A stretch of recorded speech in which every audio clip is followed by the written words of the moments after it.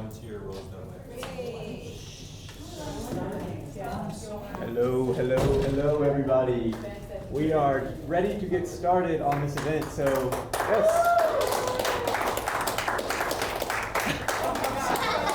Standing ovation, all right. I guess we could just end it here then. But yes, thank you all for joining us on this educational event from Culture Club and Javon. So this actually, just to give everyone a little background noise, this all started during a programming meeting. We were looking at what programming is coming down the pipeline, and one was about cryptocurrency. It's a show called Nova, if you haven't heard about it, and they have an episode on cryptocurrency.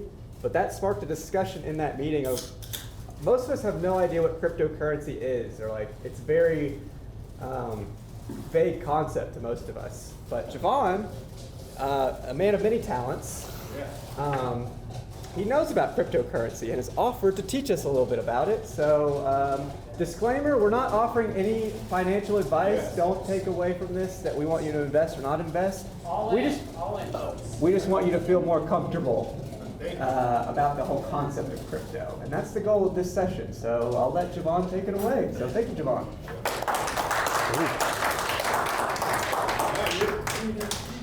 No, I feel all professional with this mic. So yeah, we're gonna learn about crypto today. I'm very enthusiastic about crypto because I'm very enthusiastic about investing in general.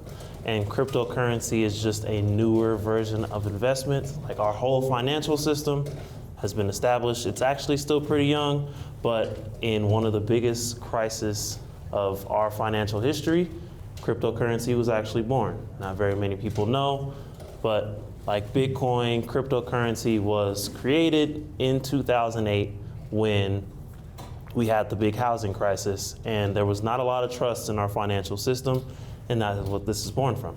So that's kind of a beginner's thing, but we're just gonna talk about the basics of crypto, what it is, how it works, and where you can get it if you are interested in investing in it. Because yeah, you can decide, it's up to you, and I will also give you guys some resources on like, hey, I wanna learn more about this. I will share with you guys resources on where I do my research. So yeah. So first, let's start with what cryptocurrency is. Can anybody, without looking at this, guess what cryptocurrency is? What have you heard before? Anybody want to share what they've heard, what cryptocurrency is before? Fake money. Okay, well, that's what a lot of people will say, that crypto is a fake money. It's not real, but it's just as real as you using like Apple Pay, Google Pay, Apple Cash. It's just digital cash. It's just cash that can be sent digitally from your phone, all digitally. It's all held up by computers, so on and so forth. But with crypto is decentralized, so that means no bank, no institution, nobody, no one singular entity is supposed to have control over cryptocurrency. It's supposed to be completely peer-to-peer. So that is one of the big reasons why it was created, especially after the financial crisis in 2008. Because like for those of you who know, when you buy a house, there's like hundreds of pages of paperwork. And for those of you that were around during the 2008 housing crisis, a lot of those houses that they were selling were not, it was basically the mortgages were not designed for people to stay in the house. It was designed to cause a huge housing crash and so on and so forth. So we know that. But cryptocurrency is also secured through cryptography. So basically, an algorithm for each crypto is created, and that algorithm needs to be hacked in order for anybody to even have anything. But it's an extremely complicated algorithm that is going to take you a lot of computing power, a lot of manpower, a lot of just power in general to even hack it. So fun fact about Bitcoin, you'll find it on one of the coins if you guys got it, but the Bitcoin system has never been hacked, not even once. So that's cool. So with cryptocurrencies, you're gonna hear a lot, like Bitcoin is the most popular, but there are literally thousands of crypto. Not all of them are useful, but there are thousands of them. And this is actually on CoinMarketCap. These are just the first 13 of them, but you can scroll, like you can go to CoinMarketCap and scroll for days. Like there's millions of them. You know, our president has one, his wife has one, so yeah, so on and so forth. There's thousands of them. Don't worry too much about all of them. But let's talk about how they work. So cryptocurrencies, you start your transaction. So you decide, do you want to send it? Where do you want to send it? Who's going to get it? And you get a digital wallet. Like both of you have a digital wallet. So essentially you get their wallet address. You copy and paste their address. You send it to them. That's so on and so forth. But when you send it, there's network verification. So cryptocurrency is safe and works because there are a system of computers, also referred to as nodes, that they check and see if your wallet has the funds. They verify that you have it, and then they verify the sending of those funds to wherever you're sending it to. So yeah, and then all those funds are sent on the blockchain. So it creates this little block, bundles it with all these other blocks, it makes the blockchain. And of course, you get your confirmation. So, yeah. And you guys probably wonder, well, what is a blockchain?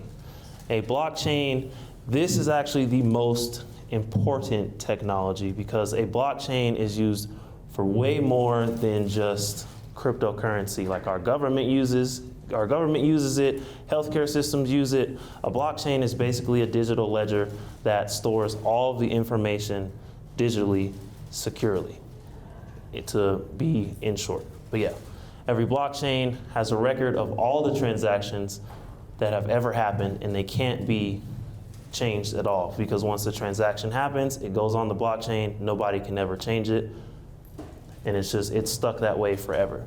And you can actually trace this back, and that's how we can keep everybody honest. That's how nobody can steal. That's how nobody can do anything, because all of those transactions are actually saved on the blockchain that can be reviewed. So yeah. And the chain, of course, it's constantly growing because as more stuff happens, the chain gets bigger. But a good example, a good way to think about what a blockchain is, think about a highway. A highway has different lanes for different vehicles to travel on, and cryptocurrency is one of those vehicles that travels on this highway.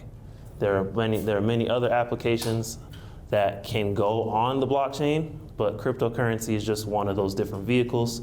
Cryptocurrencies we'll say the Cadillac because it's the first one that came on there, but other entities can also access the blockchain, and they use it actually today. This is what our US government uses to track most of the documents that are in our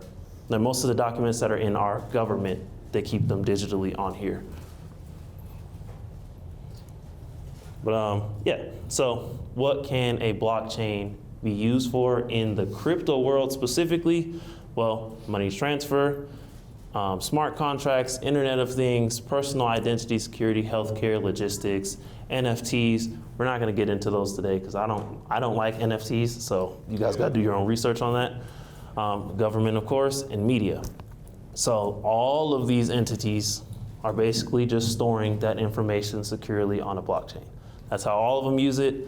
And of course, this PowerPoint will be available, so if you guys want to look at these in detail, yeah, you can look at them in detail. But the main ones I pay attention to are smart contracts, money transfer. These are the ones that people are most familiar with, but not very many people know exactly how smart contracts work, because this is what can potentially affect the real estate world, transactions, bigger transactions that require a lot of paperwork. Healthcare too, and logistics. So these are the four that I pay attention to the most, just because they're what blockchain and cryptocurrency will have the biggest effect on in the future. And of course, government and media, that's kind of a given of just blockchain technology in general. And then, yeah, the rest of these, feel free to do your own research on them when I share with you what is next. So now let's talk about the popular cryptocurrencies. Popular cryptocurrencies are Bitcoin, of course. It's the first one. It's the granddad. It's the digital gold. It's worth over $100,000 now. You see people getting rich off of it. They're like, oh, I bought this in 2008, and now I'm a billionaire and I don't have to go to work. Well, I wasn't one of those people. I was like 6 in 2008, so. But Ethereum too. Ethereum it's more than money. It's really a smart contract platform that a lot of people build their apps, their different DeFi contracts, and this is where a lot of like decentralized finance or DeFi comes from, because it's built on it's built to be more than a money platform. It's built to be more of a smart contract and different transaction kind of platform. And then we have altcoins. Altcoins is a short term for alternative coins. So it's really just any other coin that you see that exists that has a different kind of utility. It has whatever it is, like you'll see like a good example of an altcoin is like Solana. Solana is referred to as the Visa of the crypto world because their transactions are very fast, they're very quick, and it's a very secure blockchain. And a lot of people actually trade other coins on Solana's network. So that's a good example. Another one is like Litecoin. I don't know too much about Litecoin. I haven't studied it very much, but like Avalanche is another good coin. The US dollar coin, that's another altcoin. There's millions and millions of other altcoins, but the most popular are also in the top 10, top 15. But yeah, they're basically just other cryptocurrencies that aren't Bitcoin or Ethereum.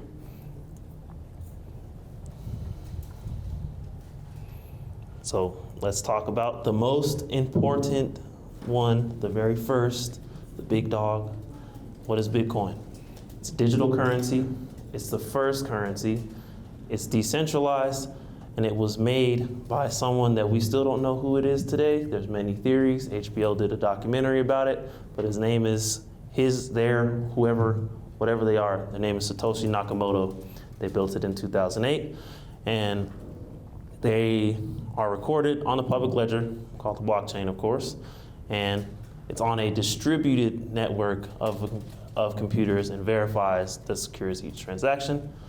And yeah, it allows peer-to-peer transactions. It really eliminates the need for anybody to middleman a transaction. Because like for us, it's like if we transfer money, let's say if you're in Japan and you want Sam to send you money, well, Sam has to go to the store, get a money transfer, pay a wire fee, and you gotta wait 24 hours. Versus with cryptocurrency like Bitcoin, if Sam has $100,000, she can buy a Bitcoin and send you a Bitcoin instantaneously. So that eliminates the need for somebody to like, oh, I need to send this money across the world, or I need to send this money to this person. It's like that wire transfer fee and all those fees that we experience that slow your money up, gets rid of it completely. Other altcoins do that too, but Bitcoin was the first. It's also, if you didn't know, Bitcoin is very difficult to send now because its price changes continuously, and it fluctuates just up and down. It's like one day it's 100,000, next day it's 90, another day it's 20,000. It's like there's no real record on Bitcoin.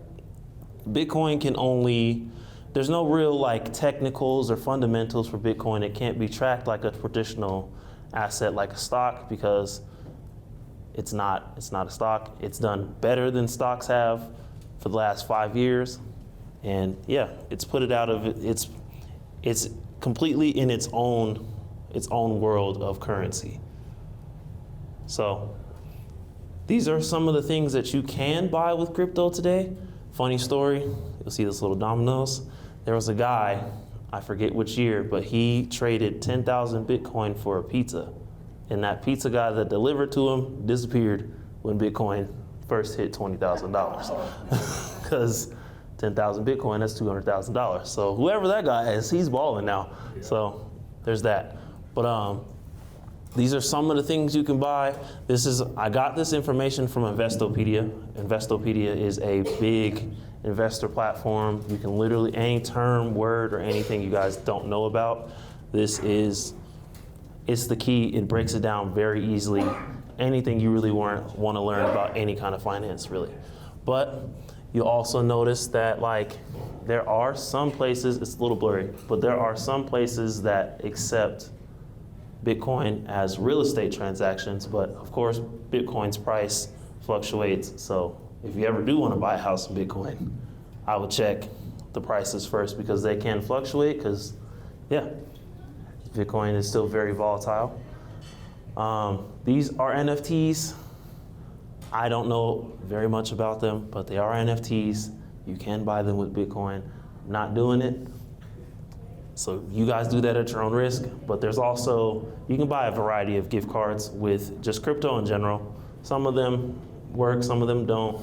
The gaming industry is also picking up in crypto because people buy Fortnite skins and Call of Duty skins and all that, and they don't actually own them because if the game ever went out of commission, then, well, you kind of just lose all that stuff, and people really want to own those things. So a lot of the gaming industry is starting to pick up crypto as a way to verify and keep those different assets on hand, despite whatever the company does. So who holds all this Bitcoin? There's only 21 million Bitcoin in the world. Who's holding most of it? The people that hold the most, they're called whales because whales are gigantic. They hold these giant reserves of Bitcoin. You'll see the top ones: Coinbase, Satoshi, Binance, BlackRock, MicroStrategy, Grayscale. U.S. government is number 7.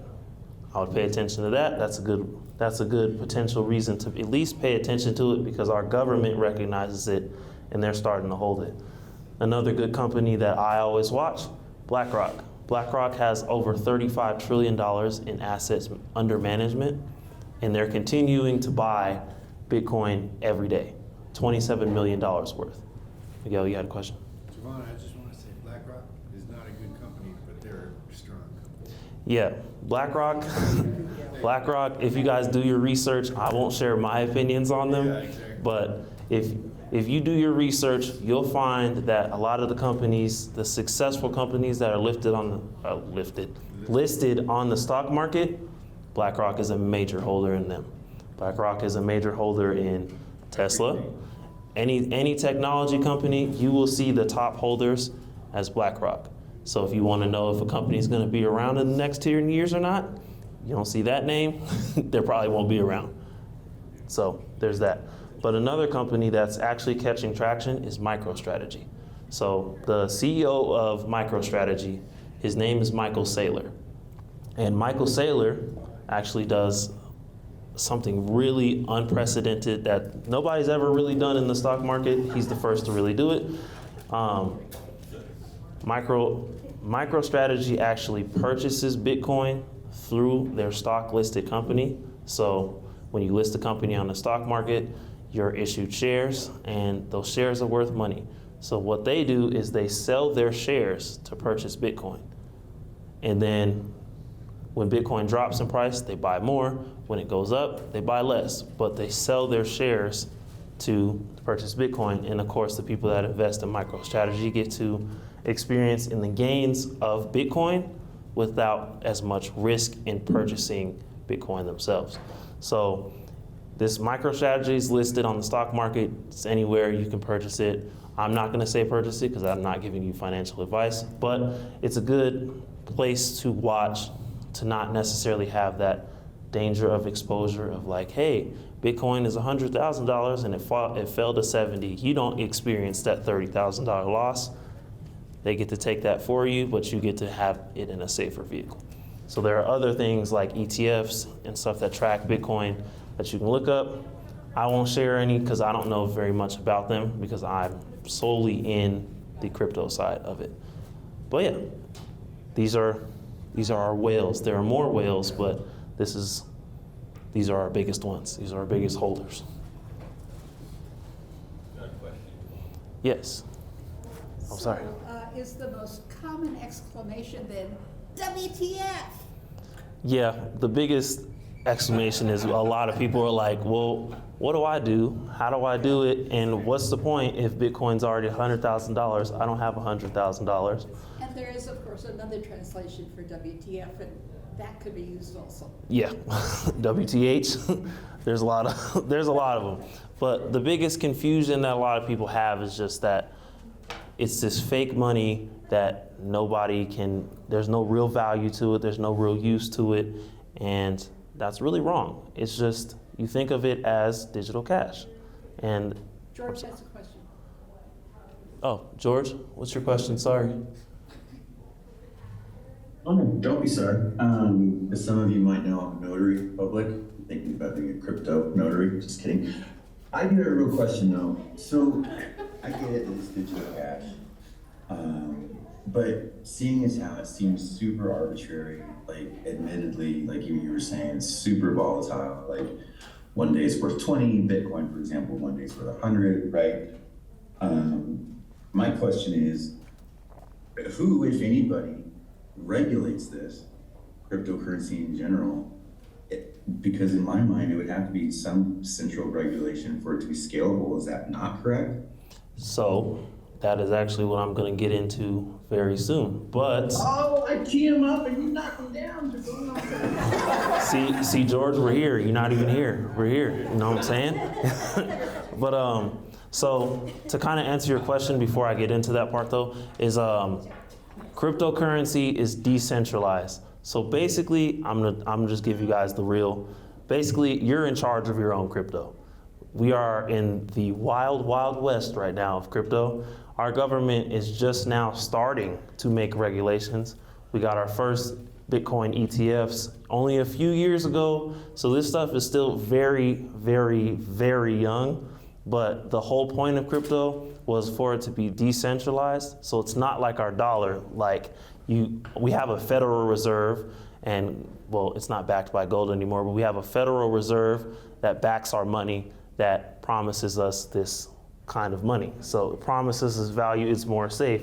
But in the crypto world, it's not. But but in the crypto world, you're in charge. So you lose it, you lost it. There's no 1-800 number that's like, hey, I lost my Bitcoin. I need you to, nope. They're like, hey, that sucks. There's another fact on one of those coins that there's actually tens of millions of dollars in just lost crypto because people had it on a ledger and they just lost it or they forgot their private keys.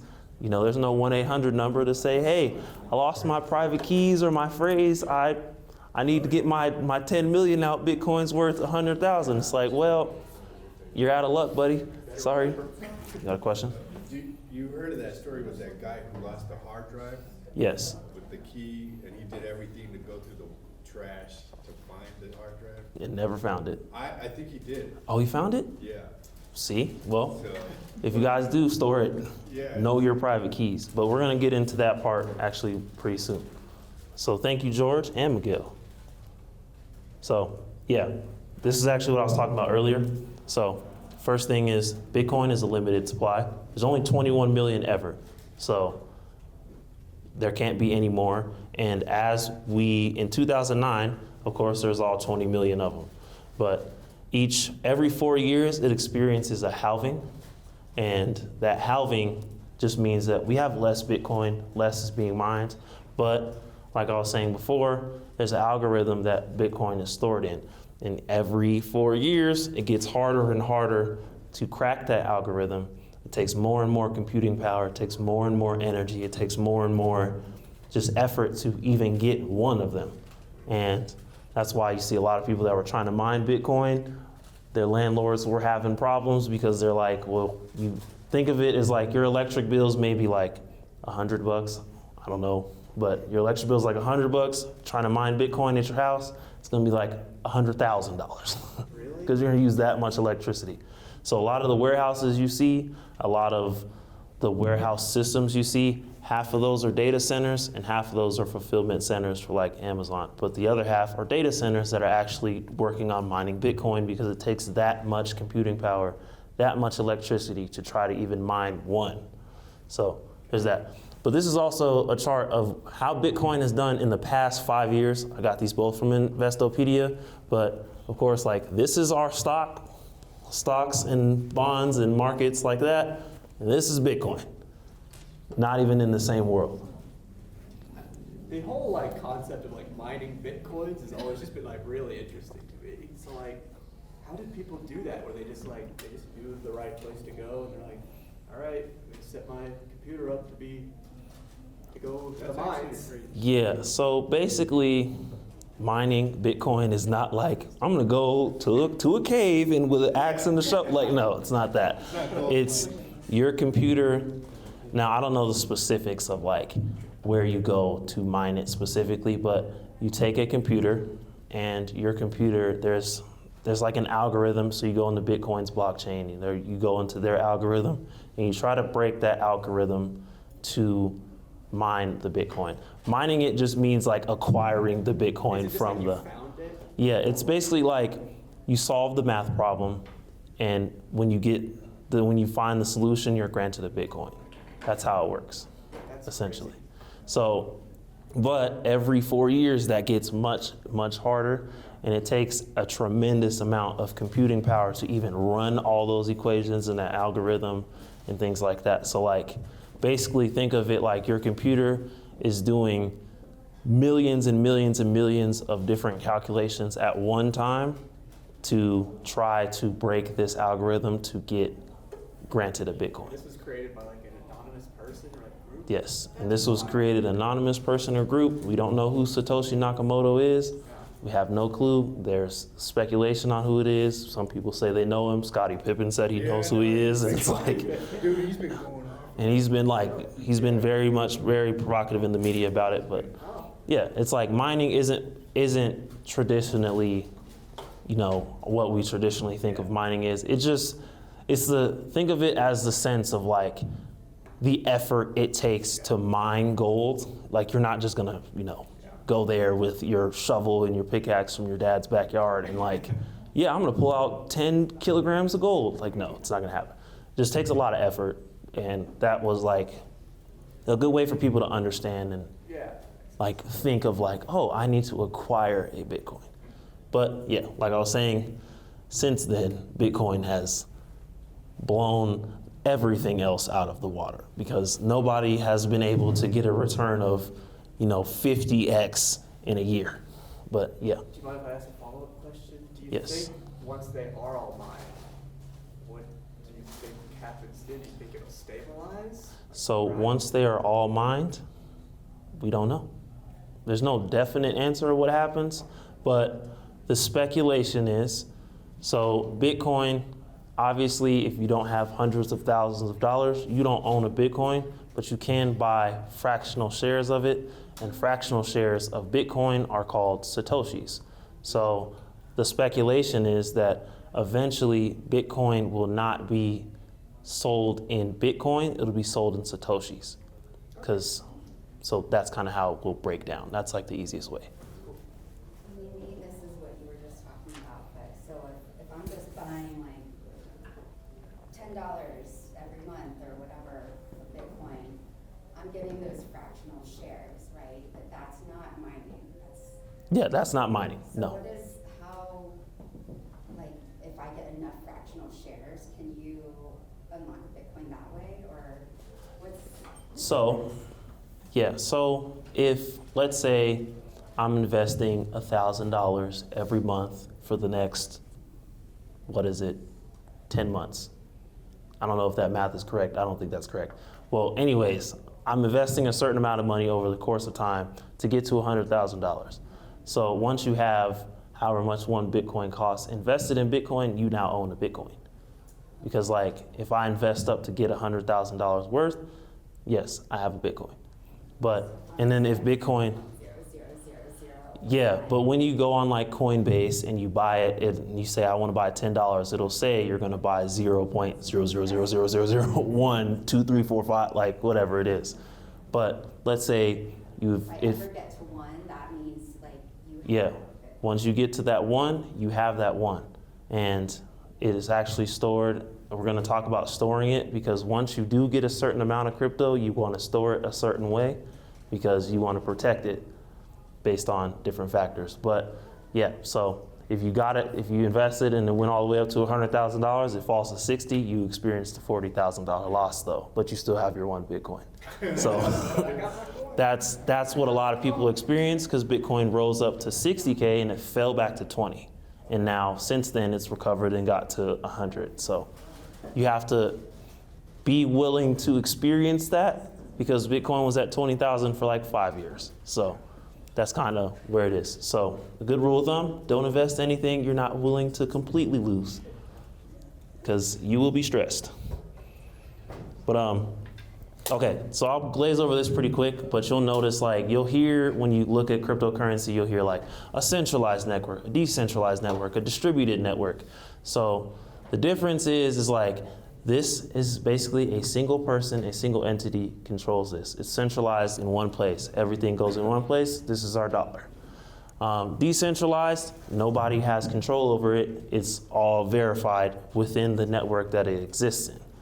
And then distributed means that it's just spread across multiple areas in a certain network. But yeah, you can look more of this stuff up on Investopedia, but that's just the basics. It's like, this is everybody in one network. This is one network that nobody controls. This is a singularly controlled network. So yeah, government, Bitcoin, other cryptocurrencies.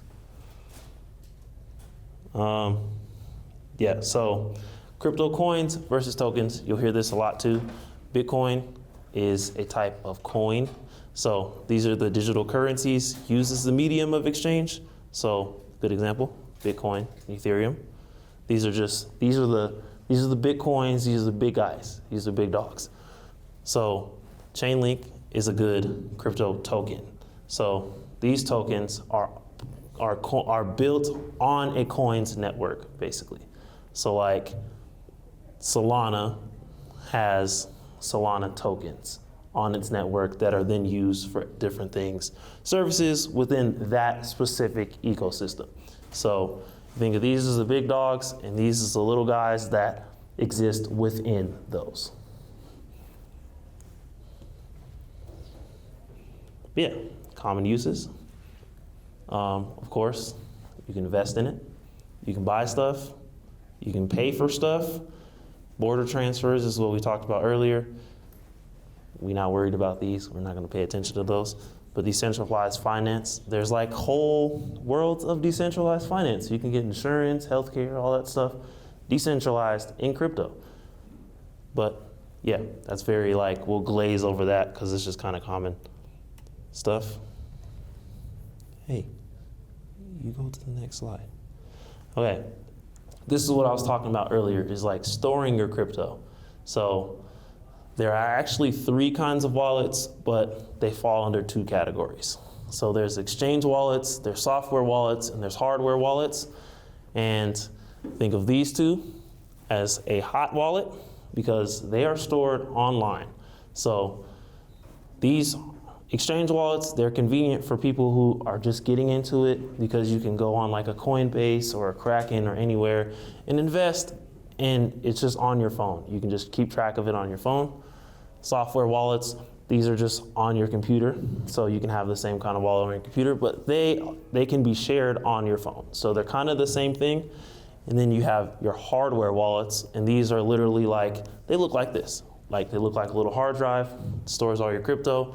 These are the safest because they provide you ownership of your private keys, and your private keys are what actually say you own the cryptocurrency. So yeah, so basically hot wallets, they're called hot because like if somebody hacks your phone, somebody hacks something, they can basically take all your crypto. A cold wallet, nobody can take it, nobody can access it but you. And these are protected by what's called a seed phrase. And it's basically a phrase of randomized words or numbers that you have, and you put those words or phrases in, and unlocks it just like it would a safe. So think of this as a safe and this as your wallet. It's like your wallet will hold your money, but somebody can steal it pretty easily, depending on who you are. And then this one is a safe. It's going to take a little more effort to break into, and if they don't really have the combination, they can't really break into it. So, yeah.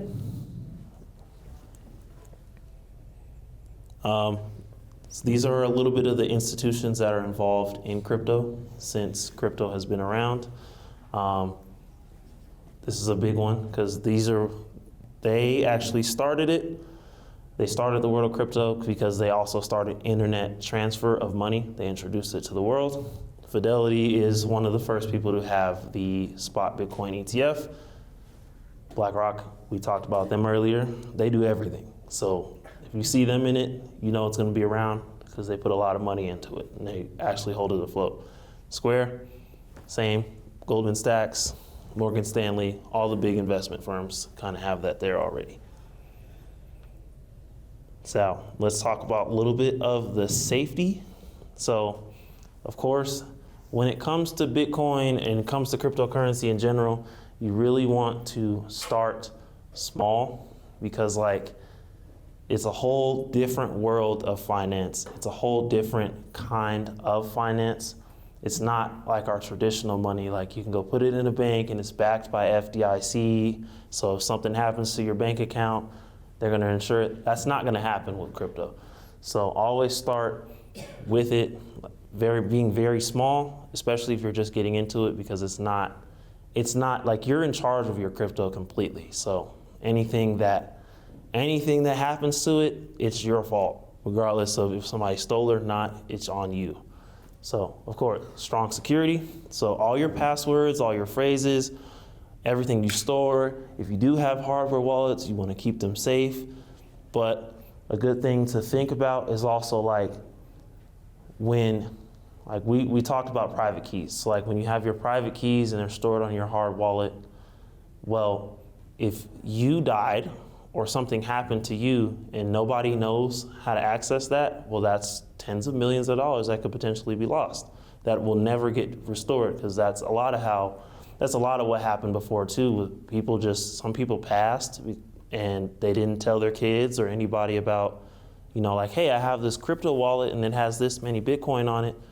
There's tens of millions of dollars that just never be seen again. So you want to tell at least one trusted person about where you're storing this stuff, and you never want to store the password and the actual wallet together because you're just saying hey, here you go, rob me. So don't store them together, but store them in a safe place, especially with the fires going on. So if you do have a hardware wallet, you want to have a fireproof safe. You maybe want to have two that stores the passwords, and then you want to have one that actually stores the wallet. But you want to be fireproof, earthquake proof, whatever. It's you don't want them to be easily accessible, but you want them to be accessible, and you want to tell people that you really trust about them. So if something happens to you, you can share them. And then do your research thoroughly. There are plenty of sites. I'll tell you a few of them, but there's plenty of sites that you can do your research on. Every crypto also has a white paper. So that's the same thing as just it's prospectus. It's description of what it is, how it works, what it's gonna do. So do your research, find out if you believe in it, all those different things. And then of course, security keys, we talked about that. You wanna make sure that stuff is safe wherever you decide to have it. So you're probably wondering well, how do I even buy this stuff? Well, you can choose an exchange. So the exchanges that there's Coinbase, there's Kraken, there's Robinhood, there's a plethora of them. You can look them up. They're easy to set up. You can go around on your phone. You can set them up today. It sets up the same way you set up a bank account. It's going to take you a few minutes and you got it. So of course, you create your account. You can link your bank account to these exchanges. So you can say, hey, I want to, with my Bank of America account, I want to invest, $100 a month into Bitcoin. You can link your bank account to these exchanges and you can start buying. So, yeah, and of course you place your order. But we're gonna go back to smart contracts. This is something I probably wouldn't have you guys pay attention to too much, but smart contracts are essentially, they set rules for contracts, and then when certain things happen, they get executed. So it could say when Josh sends me $100,000, I'll expect that pretty soon. When Josh sends me 100, see, well, when you send me that Bitcoin, a smart contract says that, hey, when Josh sends me that Bitcoin, then I will execute sending him the house that we talked about. So if you didn't know, you're getting a mansion. You send me a Bitcoin. But basically this is how like the real estate world is starting to be affected, because they're starting to entertain these kind of things with buying houses. So it could say when I send you 21 Bitcoin for this gigantic mansion, well, now I can automatically send you the deed on the blockchain, so you can just go to the house and that's your house now. So that's kind of like the overview of what smart contracts are, but it's something that you guys will see as you start investing in crypto, just because, yeah. But yeah, so probably want to know if I'm missing out because Bitcoin is $100,000. No, Bitcoin is $1 trillion. The real estate market is 330 trillion. If you don't think Bitcoin, is going to at least beat out gold or art or like stocks and bonds, like, I don't know. Even fiat currency is at 120 trillion. Bitcoin is still very, very, very, very, very small compared to the rest of our financial asset world. So don't be afraid to get into it. Don't be afraid to like, oh, it's $100,000. I don't have enough money. Brad. Okay. First of all, thank you for making me feel old and poor. I really appreciate that. It's hard to get a double whammy. I will say, we're kind of running out of time. I want to hear, what's your takeaway? How do you apply this to public media? How do you do this for Kubo, Drop, RMPBS? What's the opportunity for us to be gained in this cryptocurrency universe? There's a few opportunities actually. So a big opportunity is the youth. The youth have a higher chance of using digital money than fiat currency. So it's a good way for us to connect to youth, because they'll see like, oh, public media is talking about crypto. Public media is using crypto in some kind of ways. I want to donate my money in crypto. I want to be, I'm sorry. Oh, I missed the question. What was the question? No, George was just making jokes. Oh, of course. Blocking them. Oh, I'm sorry. But basically, like, there's plenty of different things that we could be doing. Is just like even accepting donations in crypto, talking about crypto more. We received one. Yeah, we received one. It's a good way for us to connect to the younger generation, because they have a higher chance of using crypto more than we do, because they understand it. Like, they buy Fortnite skins, they buy Call of Duty skins, so they see crypto's no different than like buying V-Bucks or Call of Duty cash. Like, they don't see a difference in it. So that's kind of where we see use in it. Even like utilizing smart contracts and things like that, of like, hey, when this underwriter sends us this amount of money, it automatically sends it to here. And it's like, we could have tokens within our ecosystem that say that are under smart contracts too, of like our smart sheets is like, when Maria does one thing, it'll send an email to this, and it works the same way as automatic emails and replies and things like that. There's other ways to utilize this technology other than just finances. So yeah, does that answer your question? Absolutely, thank you. No problem. So resources for more learning. We're at the end now.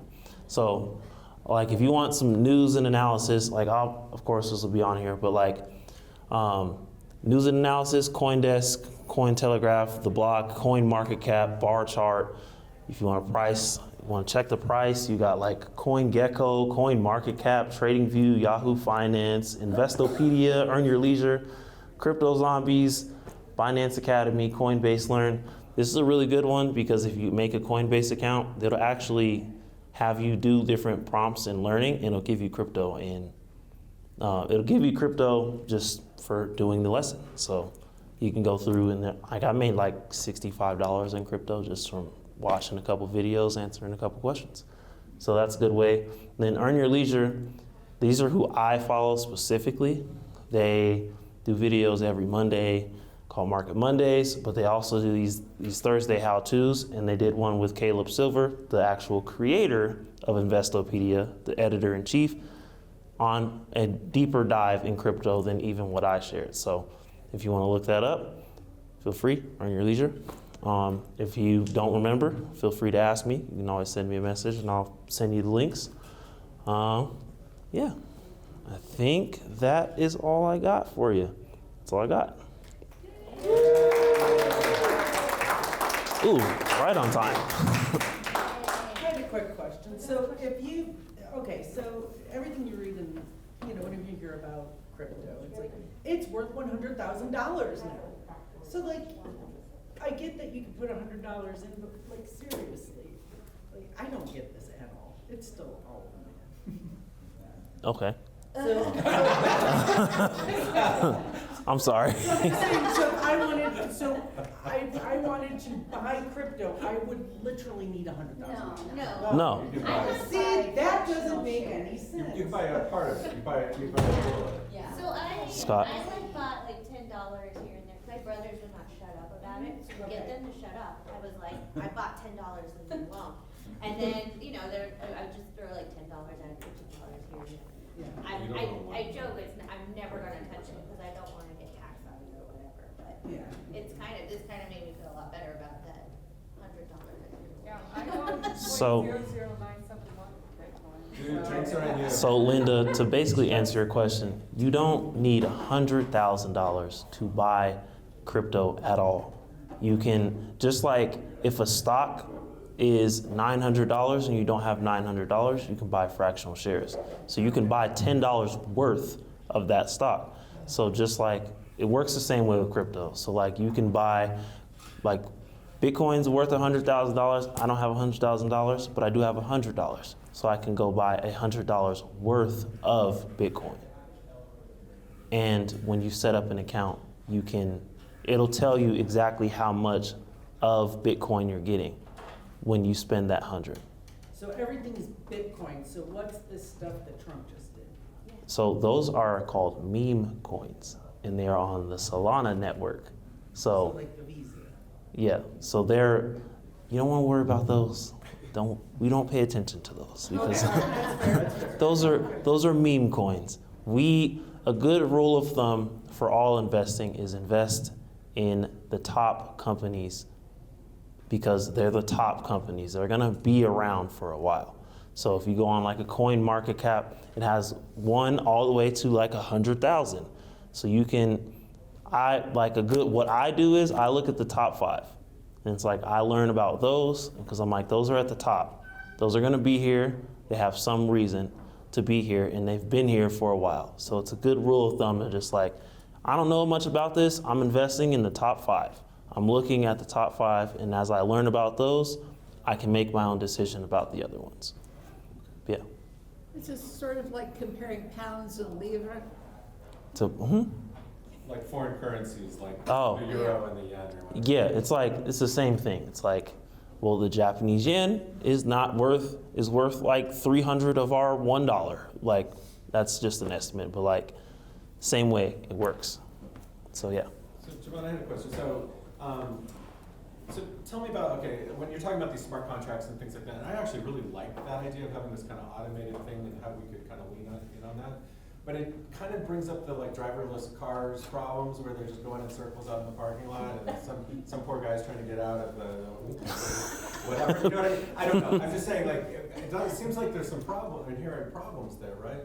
But I guess also, what about sort of the security issues? Like, it seems like 8 out of 10 of those whales were all like American. Yeah, a lot of them were American companies. But that's not the case globally, right? Like some of these are, I'm sorry, I really don't know about this world, but it seems to me like arms traders at Silk Road and I don't know, opium or whatever, isn't it being sold in crypto too? I mean, isn't that part of the So sort of dark web stuff? it is very, very possible for that to happen because, like, even with the dollar, crime happens. It's like, well, when we had hard cash, it's like, well, drug dealers, all those kind of things exist. So that there is a side of that that still exists because just like anything in this world, crime can get its hands on it and people can do malicious things with it. But that's kind of why we do our research and we be safe in what we choose to do. But to answer your question about globally, like there are countries where it's very legal to use it. There's places that Bitcoin is actually legal tender. El Salvador tried to make it their currency The there. government like doubled down on it, right? Yeah, and they doubled down on it and they went and bought more. And I mean, they're laughing at us right now. But Well, okay, so if public media, our CPB financing, as Amanda keeps talking about, right, we might have these national cuts. What if we start a campaign, have everyone buy $1 of Bitcoin and send it to us, and then we bank on 10 years that going up? that's a possibility because as it rises in price and as we get to. We can't hold on to anything, like when we get stocks, we have to turn around and. Oh, Buzz, kill So- philanthropy team. Yeah, we don't hold on to anything. Yes. We liquidate We liquidate. Yeah, it's like, well, we can't hold on to them, That's why we but don't I take mean, record collections and paintings and stuff like that, because it has to be, we have to have that hard.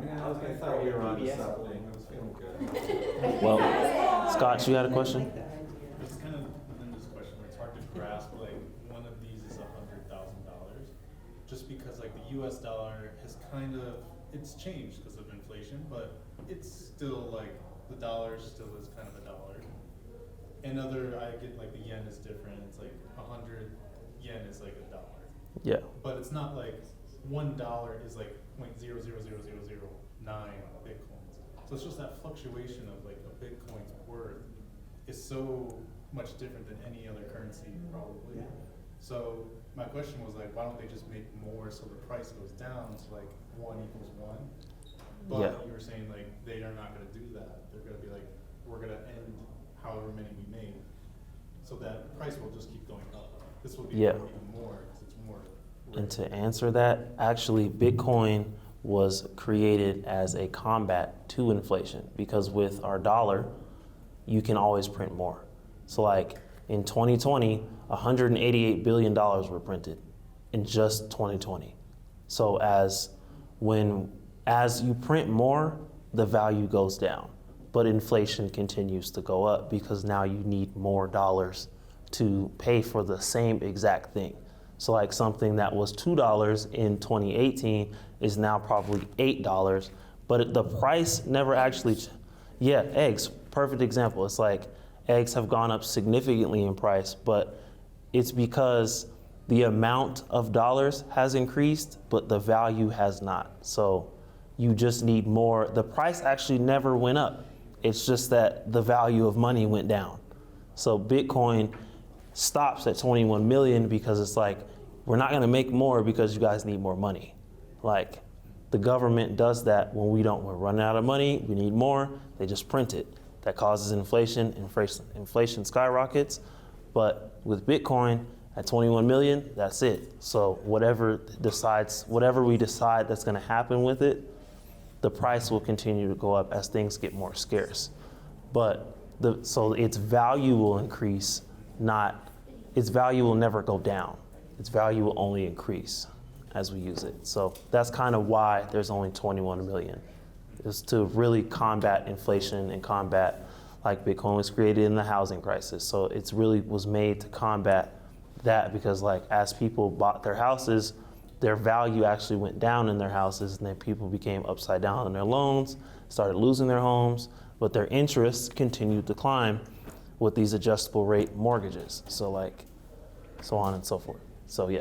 But you could divide up the Bitcoin into Satoshis. Yes. So So is that kind of like, you have an amount, but you can always be like, well, now a Satoshi is a half of something. And then you can always make more partitions of a Bitcoin. yeah. It's So kind of like it's an infinite amount of ways you can divide it up. yeah. So basically, like eventually it'll be measured in Satoshis, because like the price of Bitcoin, people say it will skyrocket to 10 million. So it's like, well, I'm not gonna have $10 million next year. So I can just say, hey, I want 20 Satoshis or whatever it is, because that will be a more stable way of looking at it. But yeah, any other questions? A round of applause for Javon. Yes, yeah. Cool. How much Bitcoin do you own? Oh. He's not saying. Not a lot. Not enough to quit. I'll say that. That's fair.